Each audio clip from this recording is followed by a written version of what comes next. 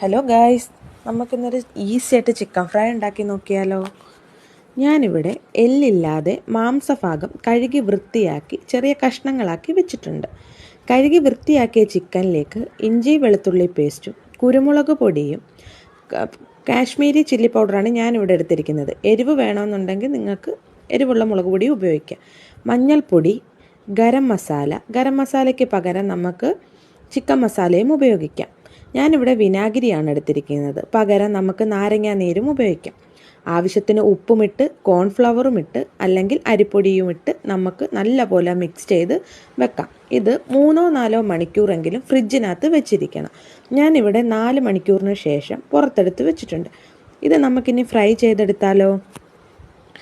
എണ്ണ ഒഴിച്ചു കൊടുത്ത് ഇത് നല്ലപോലെ തിളയ്ക്കണം. നല്ലപോലെ തിളച്ചതിന് ശേഷം മാത്രമേ നമ്മൾ മിക്സ് ചെയ്ത് വെച്ചിരിക്കുന്ന ചിക്കൻ ഇതിലേക്ക് ഇട്ട് കൊടുക്കാവൂ. ഞാനിത് 2ആയിട്ടാണ് വറുത്തെടുത്തിരിക്കുന്നത്. കൂട്ടത്തിൽ കിടന്നാൽ നമ്മുടെ ചിക്കൻ ഫ്രൈയുടെ ഉള്ള് വേവണമെന്നില്ല. നമുക്ക് ഇത് കുറച്ച് അകലം വിട്ട് നല്ല പോലെ ഫ്രൈ ചെയ്തെടുക്കാം. ഞാനിവിടെ ഫ്രൈ ചെയ്തെടുക്കുകയാണ്. ഫ്രൈ ചെയ്ത് വെച്ചിരിക്കുന്ന ചിക്കനിലേക്ക് നമുക്കിനി കറിവേപ്പില വറുത്തിടാം.